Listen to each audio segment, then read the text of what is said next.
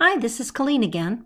Welcome back for the third video in the Panda virtual workshop you are attending in order to learn how to teach adult basic ed students about mental health concerns and to earn some CEUs. The learning targets for this third set of slides that you can access without this audio of my voice are: for students, I can read and watch videos to learn characteristics of common treatable mental health disorders. I can answer related questions and engage in class discussions and activities. I can use a Venn diagram to compare and contrast similarities and differences. I can learn about and try strategies used to manage disorders, reduce anxiety, and increase mental well-being. And, if so desired, I can create a project to raise awareness of mental illness. The table of contents is shown on your screen. You'll see that there are 8 lessons of varying lengths, and some are a little bit differentiated. Of course, the final project is always optional, as are any of the lessons. In the first lesson in this series of lessons, we're going to focus in on clinical depression. And choice A indicates that it's a little bit lower level lesson that is shown on this slide. And you can show the students a picture story and have them write a sentence, or with sentence frames, or on their own, whatever level students you have and the activity that's appropriate. Or you can simply have them discuss the depressed picture story. This is a great activity. And then there's a great video selected for its relatability to adult students about depression and anxiety, and some questions that are listed below. Going on to option B for this same topic, you could opt to use the videos that are shown here, where it differentiates a little bit between sadness and depression. And then you could introduce students to the graphic organizer Venn diagram to show similarities and differences, and ask about their connections. This might be for a little bit more proficient students.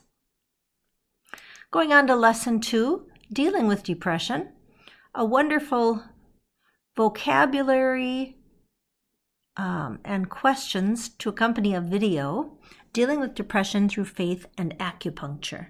So this too is, these lessons are highly video-based and have images incorporated throughout, as you noticed in the first set of lessons, making them relatable for and useful with all levels of students.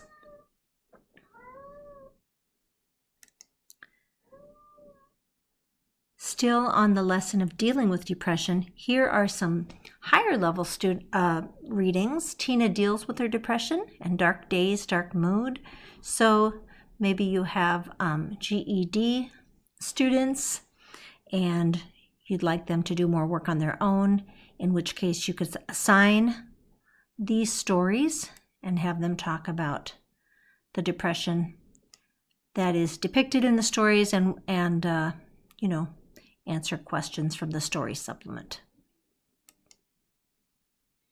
Now in lesson 3, we're going to bring it around to students with mental health issues who actually got help from classmates. And in this particular reading, it depicts a 5th grade boy. And this is a reading from News ELA, or Newsela as it's sometimes referred to. Any News ELA articles that I assign are going to be the free versions. Even so, they are also still, you are still able to level them. I think they come in 5 different levels, and so you can choose the level of the story that is best for your students. Now moving on from depression,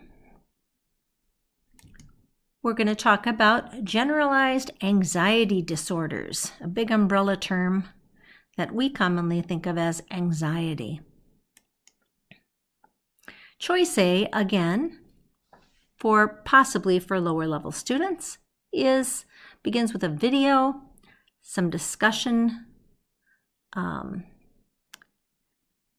could result from watching the video. You could review the depression and anxiety video from lesson 1, since that also refers to anxiety.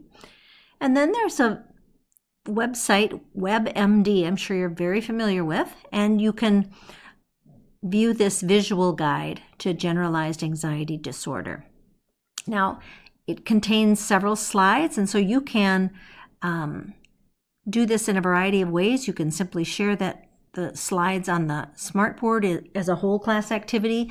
You could break your class into groups and have each group view a slide and just take some time to explore what this is all about.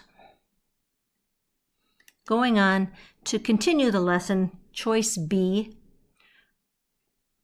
starting with the same video. And then there's another video that really depicts anxiety in a very powerful way. So you'll want to preview this video before you choose to use it in class. It's 17 minutes long, so it's on the longer end. And then the outcome sentence starters that we've used before in the previous lesson could be used to get students' reactions about what they learned about generalized anxiety disorder. All right, moving on to lesson 5. This one deals with PTSD, or post-traumatic stress disorder. And there's a video entitled How I Knew I Had PTSD. Again, selected primarily for its relatability. There's a story that follows, again from News ELA, that is entitled, An Organization Works with Prisons to Raise Service Dogs for Veterans. So veterans who suffer from PTSD often have service animals, as we know, and that's a good article about that. You can follow up with the questions as a whole class or assign them individually again. Next, we move into trauma. Another video that is silent. It tells the story of trauma without words, and thus making it suitable for, again, all levels of students. And then the role play scenarios that I introduced in Unit 1, What is Mental Health, in Lesson 4, can also be used in this setting to review what the students have learned about all the common mental health disorders that we covered: depression, anxiety, PTSD, and trauma, and then try to guess the disorder, which disorder they learned about fits the person best based on the symptoms or evidence listed in the role play. Now, this is not going to be, you're not going to be able to fully determine whether students are accurate or not. You have quite limited information, but it is a good way to get students to be justifying their choice and writing about the evidence that supports their choice. So that is another activity.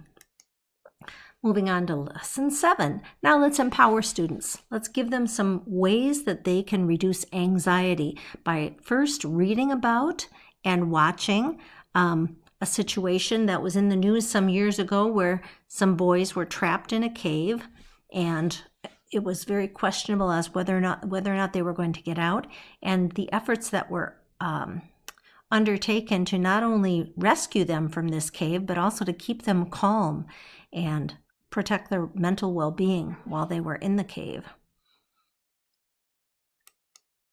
This continues with, now let's practice mindfulness. There's a video and to get students to practice some mindfulness, and you can have a class discussion on whether or not students meditate or pray already and how do the practices benefit them. Then if students in class are really into this idea of reducing anxiety, I'm sure you've got a lot of good ideas on how they can do that too, but this was a fun activity, this letting go bowl activity. I won't click on it, but I'll simply tell you that on strips of paper towel maybe, but that's very absorbent. With a magic marker, they can write down the things that are causing them anxiety and worry. And then in a bowl of water, they can just symbolically reduce their anxiety by watching their magic marker disappear from the paper towel as they put it in the water. And of course, all of this can be followed up with discussions that build community, let students know that your classroom is a safe space to talk about these topics, and hopefully help build that self-worth and self-esteem that we've been talking about. Now, the final project in this set of lessons is to create a poster, Wordle, or other project about mental health. And again, completely teacher option on how far you want to take this, but I've included some ideas. For example, the benefits of laughter, the benefits of daily exercise. You could have students be focusing on reducing the stigma, ways to stay healthy. And here are some poster examples that other students in other settings have completed. A Wordle, a chart.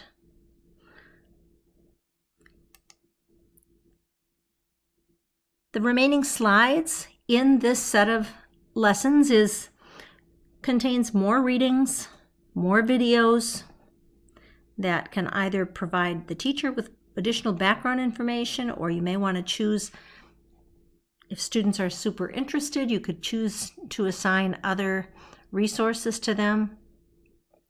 And then, as always, these lessons are aligned with the standards, the CCR standards, the ACES TIF, and the computer standards, North Star. And so I certainly hope that you have heard or seen something in among these lessons or the ones in the previous set of slides. What is mental health? And then go ahead and choose one to modify or explain how you would use it in your classroom and complete that lesson plan. Go back and complete your reflection questions, and good luck. Hopefully this will be a good introduction and spark some productive conversations in your classrooms. All right, everybody, take care.